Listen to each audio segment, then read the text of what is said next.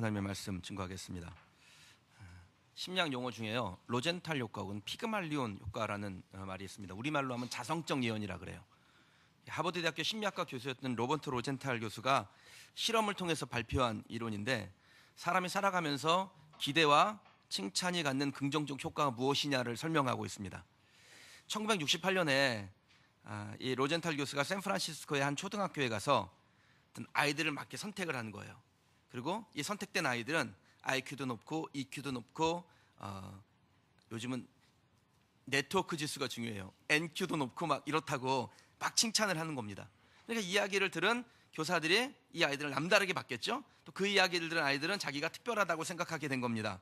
근데 사실 이 선택된 아이들은 그냥 보통 한 반에 평범한 아이들 중에 그냥 무작위로 선택된 아이들이었습니다. 특별하게 믿을 수 있도록 그 믿음을 심어준 것입니다.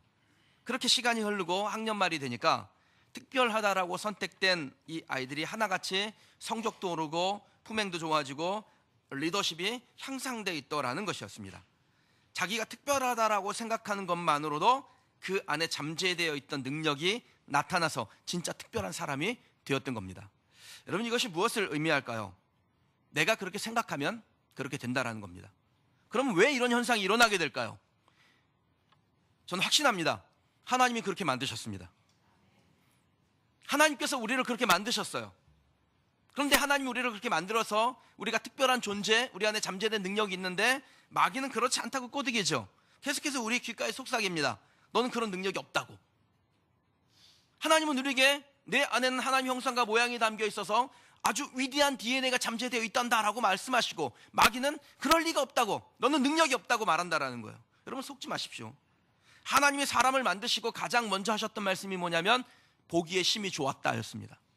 하나님이 보통 분입니까? 여러분, 하나님은 가장 완전하시고 그리고 위대하시고 그리고 아름다움의 최고봉이시고 전능하신 분이세요. 이 하나님께서 예술작품인데, 그랬으면 그건 예술작품인 거예요. 인정하셔야 됩니다. 내가 최고라는 것을 인정하셔야 돼요. 내 형편이 어떻든, 내 상황이 어떻든, 내가 지금 어떤 모양이든 간에, 내가 아무튼 사업을 다 들어먹었든 간에, 아니면 뭐 몸이 아프건 간에 상관없이 우리 안에 뭐가 있습니까? 하나님이 만드신 하나님의 위대한 DNA가 있습니다. 그래서 우리는 아름답고 우리는 무엇이든지 가능한 사람들입니다. 할렐루야. 우리 옆에 분에게 한번 이렇게 고백하십시다. 당신은 위대한 하나님의 DNA가 있습니다.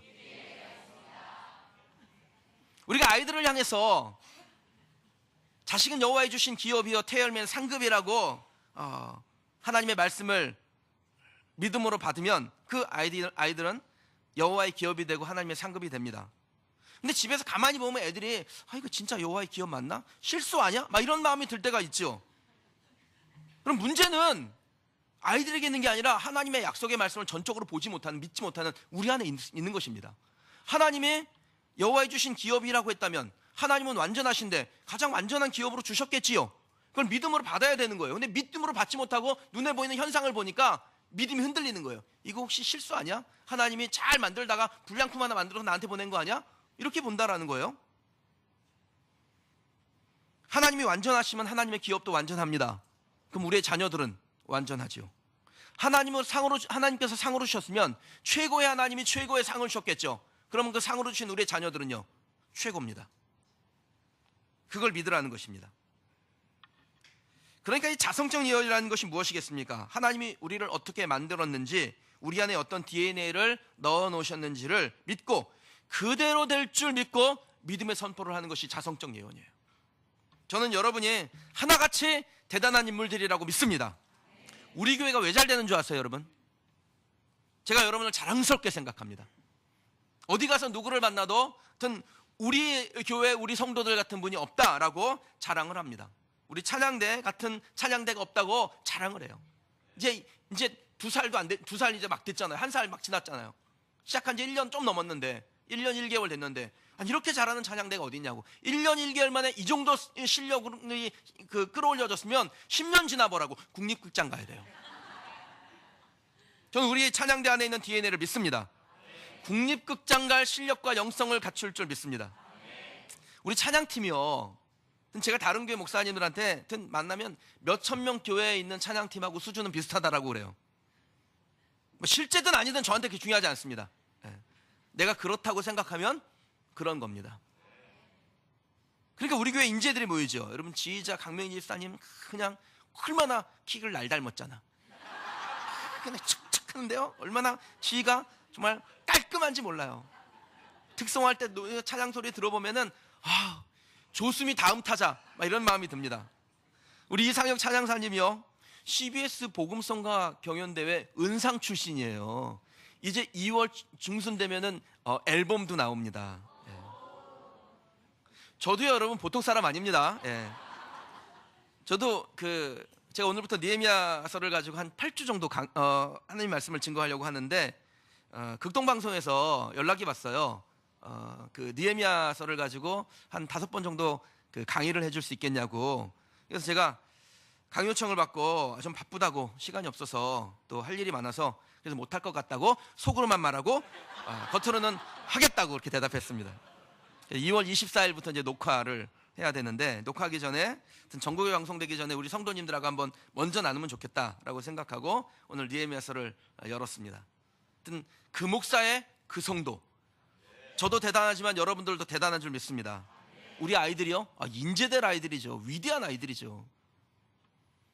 이렇게 말해도 마귀에게 속는 분이 있어요. 제발 속지 마시라고 제가 다시 한번 강조해 드립니다. 마귀가 우리에게 에이 그 정도는 아니지 그렇게 말할 거예요. 그러나 저는 하나님의 말씀에 의지하여 무슨 소리 반드시 그렇게 됩니다. 그렇게 믿음으로 선포합니다. 여러분들은 좋은 분들이고 하나님의 용사들이고 앞으로 위대한 하나님의 일을 할 능력을 가지고 있는 줄 믿습니다. 지금 제가 여러분에게 뭐 한 겁니까? 자성적 예언한 거예요. 여러분 안에 위대한 하나님의 DNA가 있다는 것을 강조하고 있는 것이죠. 여러분 안에 잠재된 능력을 깨우고 있는 것입니다. 영적인 면에서 이 자성적 예언의 효과를 만들어내가고 있는 거예요. 여러분들도 오늘 여기서 그렇게 하나님의 말씀으로 용기를 얻고 힘을 얻은 것처럼 여러분의 삶의 현장에, 가정에, 직장에, 사업장에, 내가 사람들을 만나는 곳곳마다 셀에서, 교회 안에서 들어가서 자성적 예언의 효과를 끌어올리는 하나님의 사람들이 되시기를 주님의 이름으로 축원합니다. 그렇게 사는 사람을 보고 우리가 뭐라고 부릅니까? 리더라고 불러요. 괜히 리더가 되는 게 아니에요. 우리가 누가 임명해서 리더가 되는 게 아닙니다. 셀 리더 임명해서 되는 게 아니라 그 자성적 예언을 받고 그 자성적 예언을 흘려보내는 사람이 변화를 이끌어내기 때문에 그런 사람을 보고 리더라고 부릅니다. 그런 리더가 많을 때 공동체가 살아납니다. 교회가 살아납니다. 여러분이 머물고 있는 곳에서 영혼을 살리고 세상을 변화시키는 더 많은 리더를 만들어내는 축복의 통로가 되기를 주님의 이름으로 축원합니다. 우리나라가 리더를 키우지 않는 정서가 있습니다. 좀 잘하는 사람이 있으면 우리가 뭐라 그래요? 막 열심히 하고 좀 뭐 일을 열심히 하고 잘해요. 그럼 사람들이 무슨 얘기합니까? 왜 이렇게 나대지 좀 마 그러잖아요. 영국 같은 나라, 프랑스 같은 나라는요 30대에 대통령이 나오고 국무총리 수상이 나와요. 근데 우리나라 30대는 뭐 합니까? 알바를 구해요. 이거 슬픈 현실이에요. 30대들이 스마트폰 보면서 알바몬 이거 한다고요. 그럼 이게 얼마나 낭비입니까? 그 안에 위대한 DNA가 담겨져 있는데 그 인재들을 알바나 시키고 있으니까. 그럼 왜 이런 일이 일어납니까? DNA를 무시하면 그래요. 하나님께서 우리 안에 불어넣어 주신 그 영적 잠재력을 무시하면, 스스로도 무시하고 남들이 무시하면 이런 일이 일어난다는 거예요. 오늘 우리가 본문에서 만난 느헤미야는 그렇게 리더가 된 사람이었습니다. 잘한다 소리 듣고 잘한 사람이에요. 자성적 예언을 받고 잘한 사람입니다. 이 느헤미야의 이름의 뜻이 무엇이냐면 하나님의 위로라는 뜻을 가지고 있습니다. 그러니까 느헤미야는 평생 살면서 자기에게 그 이름을 부여한 대로 하나님의 위로자가 되기 위해서 살았던 사람이에요. 굉장히 중요해요, 여러분. 그래서 여러분들이 기업의 이름을 정하거나 혹은 자녀의 이름을 앞으로 정하거나 할 때 너무 예쁜 이름 정하려고 하지 마세요. 무슨 다빈이, 수빈이 그런 거 하지 마시고, 여기 또 다빈이, 수빈이 있으면 또 이게 상처가 될까?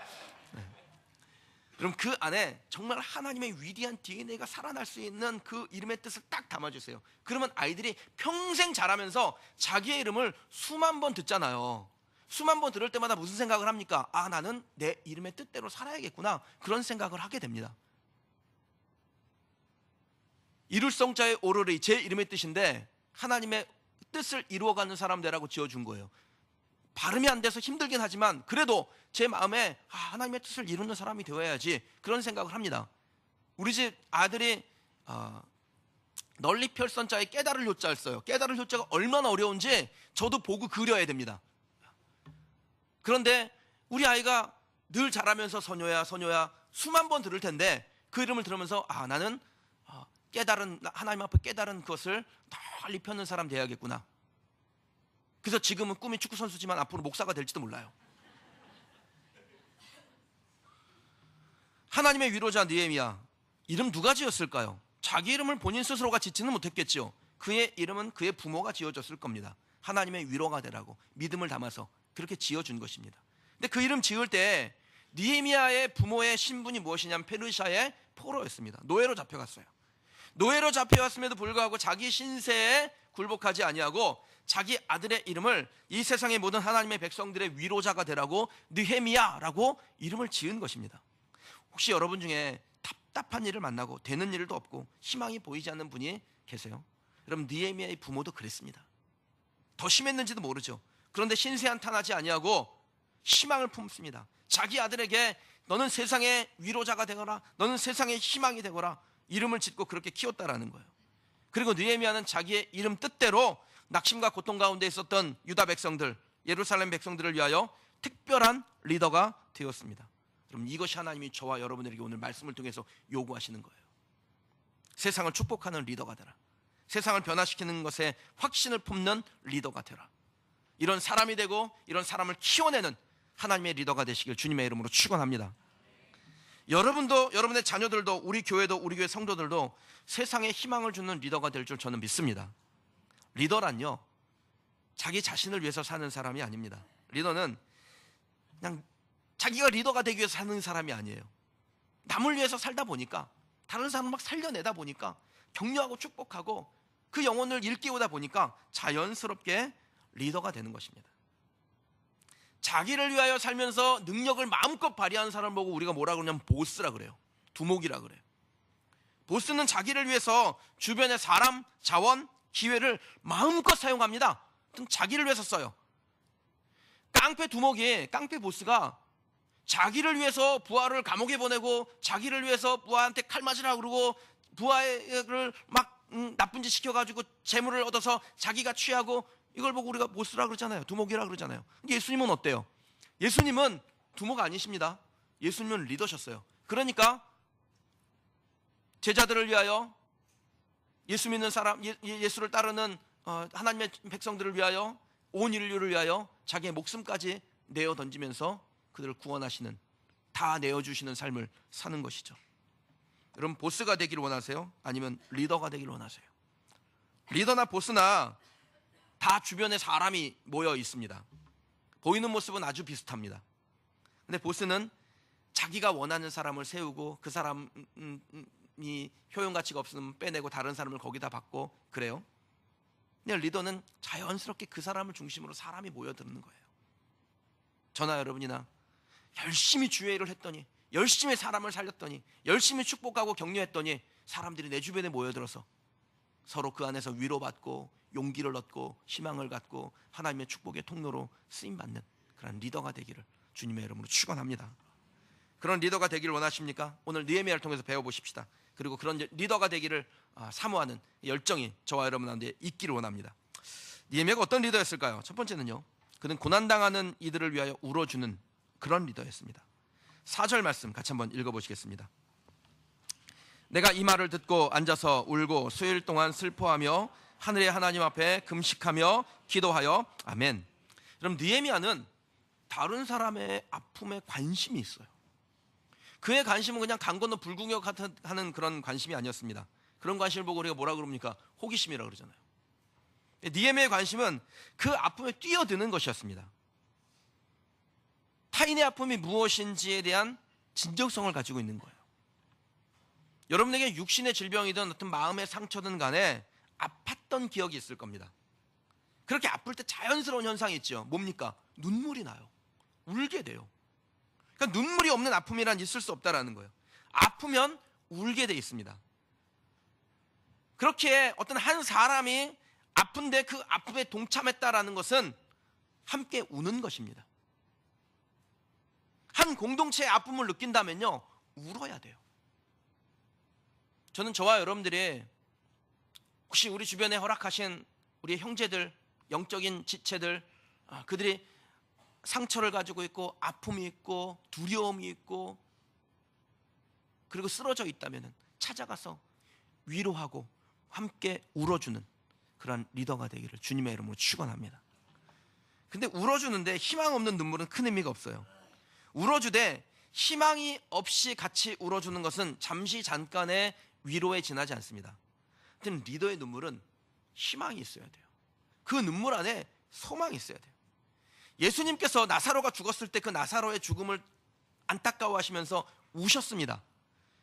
근데 예수님의 눈물은 절망의 눈물이 아니에요. 예수님이 눈물을 흘린 다음에 하신 일이 있는데 무덤을 향하여 나사로야 나와 걸으라. 울기는 우셨는데 예수님의 그 눈물 다음에 사람을 살려내는 위대한 역사가 있었다라는 것입니다. 여러분, 리더는 상대방의 아픔에 함께 울어주되 절망의 눈물이 아니라 희망의 눈물을 같이 흘려주는 사람이에요. 그래서 희망의 눈물을 같이 흘려주는 리더는 타인의 아픔에 비난하지 않습니다. 잘못했다고 막 야단치고 넌 이래서 울게 되는 거야, 넌 이래서 슬퍼하게 되는 거야, 넌 이래서 문제가 된 거야, 이러지 않는다라는 거예요. 그 아픔에 같이 울어주면서 그에게 다시 한번 일어설 수 있도록 그 손을 붙잡고 일으켜 세워요. 사랑하는 여러분, 혹시 여러분이 만난 사람이나 또 머물고 있는 공동체가 아픔이 있습니까? 리더는 비난하지 않고 같이 울어줍니다. 그리고 다시 일어설 것을 주문합니다. 일어설 힘이 되어줍니다. 한국교회가 어렵죠. 어렵더라고요. 지난주에도 어려운 일이 있더라고요. 하여튼 어려운 일이 쌓이기 때문에 이제 앞으로도 많이 터질 거예요. 이게 한 방에 안 터지고 계속 연달아 터지기 때문에 또 터질 거예요. 그럴 때 그럼 세상 사람들은 비난할 수 있어요. 잘못했으니까 비난도 받아야지. 그런데 저나 여러분은 한국교회에서 울어야 돼요. 울어야 돼요. 그게 바로 리더예요. 그리고 하나님은 그런 리더를 찾고 계시다라는 겁니다. 예루살렘 성이 무너지고 원수들에게 치욕을 당하는 이 현실이 느헤미야의 잘못입니까? 아닙니다. 느헤미야는요, 예루살렘 성에서 무려 2000km나 떨어져 있는 페르시아의 수산이라는 도시에 살고 있는 사람이에요. 예루살렘의 범죄와 일절 상관이 없어요. 나름대로 자기의 삶을 최선을 다하여 살아가는 성실히 살던 사람이었습니다. 느헤미야 때문에 예루살렘이 이 모양 이 꼴이 된 게 아니라는 겁니다. 그런데 느헤미야가 이스라엘의 범죄, 그에 따른 저주에서 자신을 열애시키지 않습니다. 하나님, 이스라엘 백성들이 저렇게 범죄하여 싸우니 하나님 저들을 불쌍히 여기시고 용서해 주세요. 이 정도의 기도가 아니라 하나님, 이 예루살렘이 치욕을 당하고 무너지고 이렇게 하나님의 이름이 땅바닥에 떨어진 것은 저의 죄입니다. 저의 아버지의 죄입니다. 우리 집안의 죄입니다. 도리어 자신의 죄라고 하나님 앞에 울며 금식하며 기도합니다. 6절 7절 말씀 한번 보실까요? 제가 읽겠습니다. 이제 종이 주의 종들인 이스라엘 자손을 위하여 주야로 기도하며 우리 이스라엘 자손이 주께 범죄한 죄들을 자복하오니 주는 귀를 기울이시며 눈을 여시사 종의 기도를 들으시옵소서. 나와 내 아버지의 집이 범죄하여, 나와 내 아버지의 집이 범죄하여 하나님, 오늘과 같은 이러한 예루살렘의 치욕이 있습니다. 느헤미야가 무슨 범죄를 했어요? 아무런 범죄를 하지 않았습니다. 그런데 공동체의 문제를 자기의 것으로 받아들이며 함께 울었다라는 겁니다. 자신의 죄라고 고백하는 것입니다. 사랑하는 여러분, 리더의 회개는 모두를 회개시킬 수 있습니다. 리더의 눈물은 모두의 눈물이 될 수 있습니다. 저는 우리 교회에 만약에 하나님께서 우리 교회를 책망하신다면 그는 저 때문입니다. 여러분의 삶에 문제가 생긴다면 그건 제 죄악 때문이죠. 우리가 자녀들의 삶에 문제가 생기면은 그렇게 고백하잖아요. 내가 죄가 많아서, 내가 범죄하여 하나님, 내 자녀가 이렇게 어려운 일을 만났습니다. 그럼 그것이 바로 리더의 고백이에요. 여러분이 셀 리더로 하나님께 부르심을 받았다면 셀 안에 연약함을 볼 때마다 그 집사님이 있어서 이사도 안 가, 그러지 마시고 하나님, 저건 저 때문입니다. 나의 죄 때문입니다. 그렇게 해주셔야 돼요. 남편이 혹은 아내가 자녀들이 문제가 일어났어요. 내가 저런 남편을 만나가지고 아유 그때 우리 아버지가 말릴 때 그때 깍 안 했어야 되는 건데 그러지 마시고 하나님 저 때문입니다. 제 죄입니다. 이게 리더예요. 그리고 그런 리더가 있는 공동체는 삽니다. 저는 그렇게 여러분들이 리더가 되셔서 여러분의 가정, 셀, 교회 그리고 우리 교회가 그런 하나님 앞에 리딩 처치가 돼서 한국교회 살리는데 하나님 앞에 쓰임받기를 소원합니다. 잊지 마십시오. 우리의 모든 문제 해결의 키는 어디에 있느냐? 저 때문입니다. 내 탓입니다. 여기에 있습니다. 이것을 외치며 우는 사람이 있을 때 하나님은 그 사람을 통해서 사람과 공동체를 살려주실 줄 믿습니다. 저와 여러분이 그렇게 되길 주님의 이름으로 축원합니다. 우리 교회가 한국교회가 진딱 맞을 텐데 그 맞는 중에도 그래도 그 안산에 그린시티 교회 있잖아. 그 안산에 그린시티 교회는 달랐잖아. 이 소리 들어. 한국교회를 살리는데 한 걸음 되기를 주님의 이름으로 축원합니다. 느헤미야 어떤 리더였을까요? 두 번째는 하나님의 약속을 의지하는 리더였습니다. 8절, 9절 말씀 함께 좀 읽어보시겠습니다.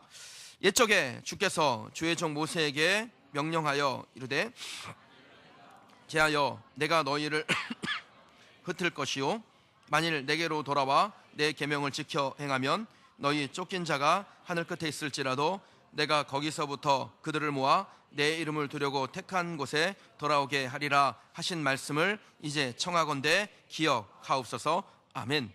지금 느헤미야가 무슨 기도를 하냐면 하나님께서 모세하고 솔로몬에게 두 번 약속을 하세요.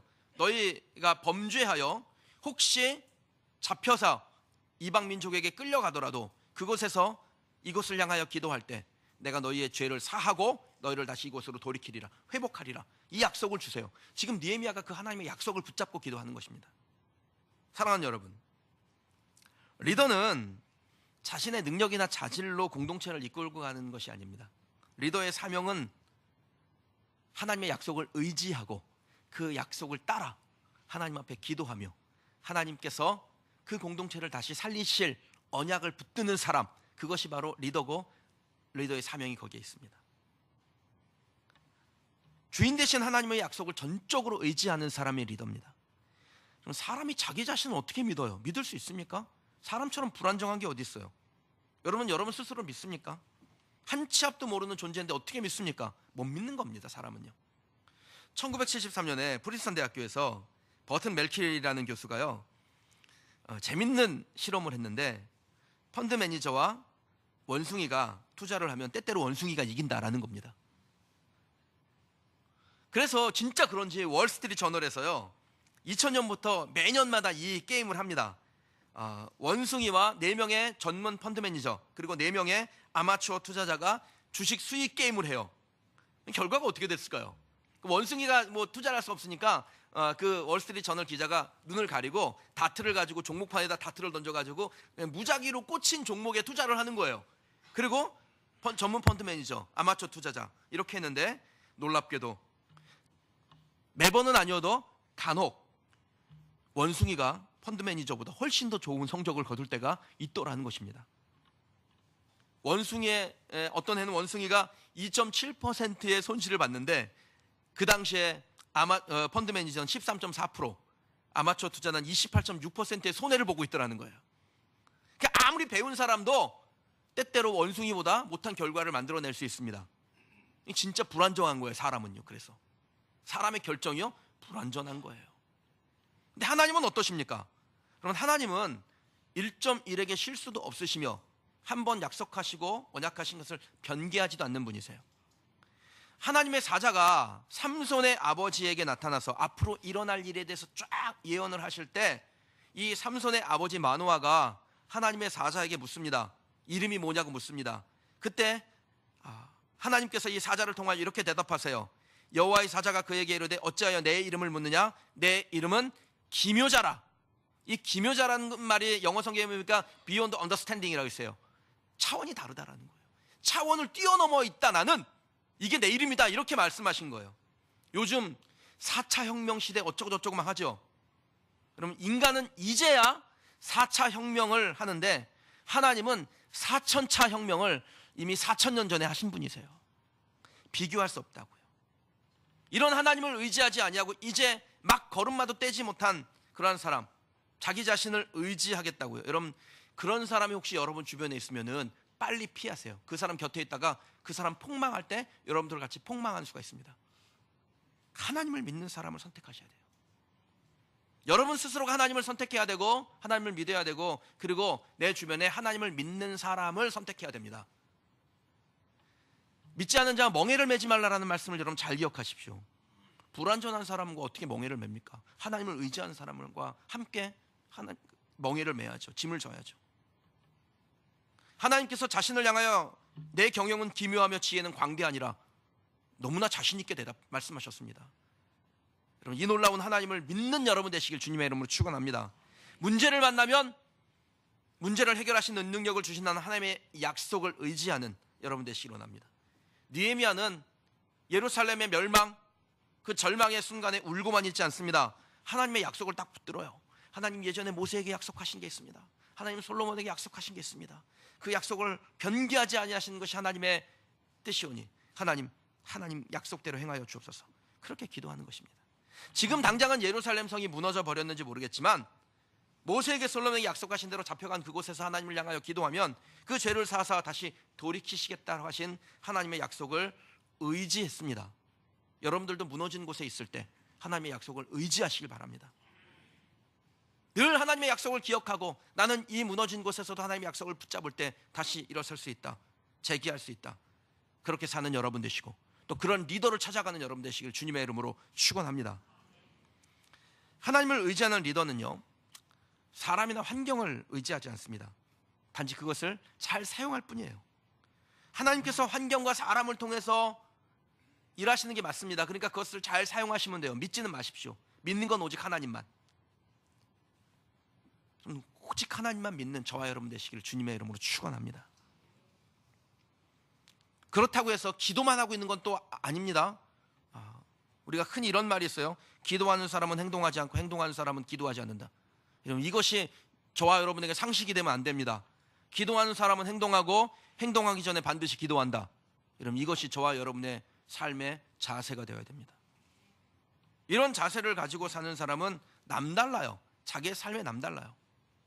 당연히 얻을 결과라고 할지라도 하나님 앞에 늘 기도하고 철저하게 준비합니다. 느헤미야가 그랬을까요? 한번 보실까요? 11절입니다. 함께 읽겠습니다. 주여 구하오니 귀를 기울이사 종의 기도와 주의 이름을 경외하기를 기뻐하는 종들의 기도를 들으시고 오늘 종이 형통하여 이 사람 앞에서 은혜를 입게 하옵소서 하였나니 그때 내가 왕의 술관원이 되었느니라. 아멘. 그럼 느헤미야가 예루살렘 성을 살려내야겠다, 이스라엘 백성들을 살려내야겠다 마음에 딱 결정을 하고 하나님 앞에 금식하며 기도하기 시작합니다. 기도할 때 뭘 기도했을까요? 막연히 하나님 좀 어떻게 좀 해주세요, 하나님 다 아시죠, 이렇게 기도했을까요? 구체적으로 기도했어요. 구체적으로. 자기가 지금 이 페르시아에서 예루살렘으로 가서 그 백성들을 살려내려면 제일 좋은 방법이 뭘까요? 예루살렘 총독으로 가는 겁니다. 그거 놓고 기도하는 거예요. 하나님, 나 예루살렘 총독으로 갈 수 있도록 왕에게 신뢰를 받게 해주세요, 인정받게 해주세요. 그거 놓고 기도하는 거예요. 왕의 은혜를 얻기를, 자신을 도와줄 사람들에게 은혜 얻기를 기도했습니다. 그때 어떤 일이 일어납니까? 11절 말씀해 보면요, 느헤미야가 기도를 딱 하는데 입게 하옵소서 하였나니 기도하고 난 다음에 그때에 라는 단어가 나와요. 언제입니까? 느헤미야가 하나님 앞에 철저하게 준비하며 기도할 그때에 라는 겁니다. 그때에 하나님의 약속을 의지하며 하나님 앞에 기도할 그때에 하나님께서 이 느헤미야를 왕의 술관원의 자리로 끌어올리셨어요. 술관원이라고 하니까 뭐 별게 아닌 것 같죠? 여러분, 이 술관원의 파워가 대단합니다. 이 술관원이 지금으로 말하면은 그 비서실장이에요. 우리나라 대통령 다음으로 권력이 센 사람이 누굴 것 같아요? 국무총리요? 여러분, 진짜로 권력이 센 사람은, 대통령 다음에 권력이 센 사람은 비서실장입니다. 비서실장은 제가 해봐서 알아요. 정사와 야사를 다 들어요. 온갖 정보가 다 들어와요. 진짜 하나님께서 들어올리시니까 이스라엘 노예의 신분이었던 느헤미야가 페르시아라는 거대한 나라의 위대한 왕의 술관원, 그 곁에서 왕의 모든 것을 주관하며 그 생명까지도 책임지는 자리에 올라가게 된 겁니다. 그 당시에는 왕들을 독살하려고 하는 음모들이 얼마나 많았는지 그냥 왕이 먹는 음식이나 술이나 이런 것을 다 일일이 독이 있는지 없는지 검수를 해야 되는데 그 역할을 누가 하냐? 술관원이 하는 거예요. 그러니까 자기의 목숨을 맡겨야 되니까 얼마나 신뢰할 만한 사람을 거기에 세우겠습니까? 느헤미야가 하나님 앞에 의지하여 기도할 때에 하나님께서 느헤미야를 거기에 끌어올리시는 것입니다. 사랑하는 여러분, 여러분이 사업을 하며 그곳에서 하나님의 약속을 의지하고 하나님의 일하심을 보는 하나님의 종이 되기를 주님의 이름으로 축복합니다. 여러분 직장을 다니면 그곳에서 하나님의 약속을 의지하며 기도할 때 상급자들에게 인정을 받고 어떤 느헤미야처럼 영향력 있는 직급으로 올려지기를 주님의 이름으로 축원합니다. 현재 형편만 보지 마시고 하나님의 약속을 여러분의 것으로 만드십시오. 간구하시기 바랍니다. 하나님, 나에게 능력을 주십시오. 잘 먹고 잘 살기 위해서가 아니라 하나님, 주의 일을 하기 위해서 나에게 영향력을 주십시오. 능력을 주십시오. 내가 하나님을 위해서 일하고 싶습니다. 여러분, 이렇게 하나님 앞에 기도로 준비하는 사람은 자신의 삶에 일어난 사소한 변화에 굉장히 민감해요. 모든 주권이 하나님께 있다는 것을 믿기 때문에 내 주변에서 일어난 일들이 하나님의 간섭하심 가운데 일어난다라고 믿는 것입니다. 그래서 사소한 변화도 믿음으로 봐요. 아주 작은 변화를 볼 때 하나님께서 일하심을 감지하고 그리고 다시 기도의 자리로 가고 그리고 하나님의 위대하심을 찬양하게 됩니다. 제가 지난주에 한 집사님에게 문자를 하나 받았습니다. 문자가 이렇게 갑자기 왔어요. 하나님의 일하심을 보고 감사와 영광을 돌려드립니다. 회사 이름이 있어요. 땡땡 회사예요. 땡땡 회사 건축 예물을 하나님께 드립니다. 이렇게 보낸 거예요. 그럼 무슨 문자가 이렇게 뜬금이 없지? 그래서 제가 답장을 보냈어요. 뭐 좋은 일 있나 보다. 그리고 무슨 좋은 일이 있으신가요? 제게도 나눠주시면 같이 기도하겠습니다. 이렇게 답이 왔어요. 목사님, 특별 새벽 기도회 때 우리 회사 위해서 기도해 주시면서 갈렙에게 주신 이 산지와 같은 기업을 주시도록 기도해 주셨는데 아주 좋은 신기업체를 하나님께서 허락해 주셨습니다. 더 좋은 신기업체를 많이 주시도록 기도해 주세요. 제가 할렐루야, 갈렙과 같이 헤브론을 기업으로 얻는 믿음의 기업 되시길 원합니다. 축복합니다. 그렇게 이제 답장을 보냈는데 제가 이 집사님의 개인적인 기도를 알거든요. 왜냐하면 저한테 기도 제목을 이미 주셨기 때문에 제가 새벽마다 이름 불러가면 기도하고 있어요. 경영하는 기업이 하나님의 기업 되게 하시고 흑자 경영으로 전환되어 부채 깨끗이 청산되도록 하옵소서. 부모님이 걸어오신 믿음의 길을 그대로 본받아 주님과 교회를 위해 헌신과 희생을 아끼지 않는 신앙생활, 믿음생활 하게 하옵소서. 이게 개인적인 기도인데 제가 좀 양해도 구하지 않고 좀 말씀을 드립니다. 11조 100만 원, 건축금 1000만 원 드릴 수 있는 환경을 열어주소서. 구체적으로 기도하기 시작하는 거예요, 이분이요. 저도 그대로 기도하는 겁니다. 성도들이 기도의 제목 내신 대로. 여러분, 하나님의 약속을 믿고 기도하는 성도의 중심대로 하나님께서 일하실 줄 믿습니다. 여러분들이 삶의 변화가 일어날 거예요. 아주 작은 변화예요, 그거는. 근데 그 작은 변화를 내가 하나님 앞에 드리는 기도가 이루어지는 어떤 통로요, 또 그 작은 문이요, 또 그 아주 살짝 된 걸지 몰라도 그 작은 첫걸음이라고 믿음으로 받는 사람에게는 그것이 하나님의 기적이 됩니다. 느헤미야도 하나님의 약속을 의지했고 그에게 일어난 변화, 왕의 술관원이 된 후부터 그는 자신이 해야 될 일을 철저하게 준비했어요. 찬스라고 생각될 때마다 하나님 앞에 기도로 나아갑니다. 저나 여러분이나 잘 되는 사람에게 배우기를 원합니다. 느헤미야서 말씀 왜 듣습니까? 잘 된 사람이거든요. 이 잘 되는 사람에게서 배우는 것입니다. 하나님의 약속을 의지하면 우리에게 일어나는 작은 변화는 하나님의 일하심의 첫걸음이 됩니다. 근데 하나님의 약속을 의지하지 못하면 내 삶의 변화가 일어나도 그게 무엇이 되냐면 우연이 돼요. 우연은 쉽게 망각됩니다. 하나님이 하신 일이 우연이 되도록 하지 않는, 하나님이 하신 일이 다 기적이 되는, 그래서 기적이 어떻게 돼요? 일상이 되는 그런 성도들이 되시길 주님의 이름으로 축원합니다. 기적이 일상이 되려면 하나님께서 우리에게 어떤 기적을 행하셨는지를 관심을 가지고 기억을 하고 그 기적을 찬양하고 더한 기적을 소망하셔야 돼요. 여러분, 그렇게 하나님의 약속을 의지하고 여러분의 삶에 기적을 행하실 하나님을 기대하는 우리 성도들, 그래서 하나님 나라를 위해서 귀히 쓰임 받는 존귀한 일꾼들 되시기를 주님의 이름으로 축원합니다. 말씀을 맺겠습니다. 하나님은 지금도 사람을 찾아요. 어떤 사람을 찾으실까요? 아픔과 슬픔, 고통당하는 사람, 공동체를 위하여 울어줄 수 있는 사람을 찾습니다. 그냥 단지 감정에 동화돼서 슬픔의 눈물 한번 흘려주고 돌아서는 그런 사람이 아니라 그 아픔에 함께 울어줄 사람, 희망으로 인도할 사람을 찾고 계십니다.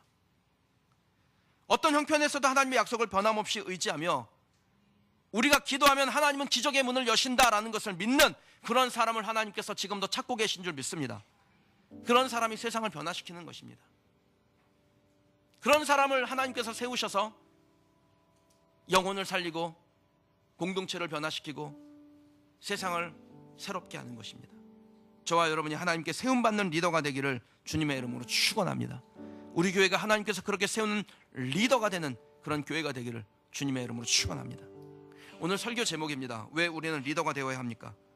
리더가 있어야 아파하는 이들이 희망을 얻기 때문입니다. 리더가 등장할 때 상처받은 자들이 고난의 흔적을 이겨낼 수 있습니다. 우리 교회가 왜 리더가 되어야 됩니까? 저는 우리 교회가 리더가 되어야 되는 이유 간단합니다. 한국교회가 힘들어서 그래요. 한국교회가 힘들면은 그 힘들고 아파하는 교회를 살릴 교회가 필요한 거예요. 지금도 구원방주가 필요한 이들에게 소망이 되며 하나님의 지상명령을 끝까지 따라갈 교회가 필요하기 때문에 우리 교회가 리더가 되어야 되는 것입니다. 저와 여러분이 이 사명을 기억하기를 원합니다.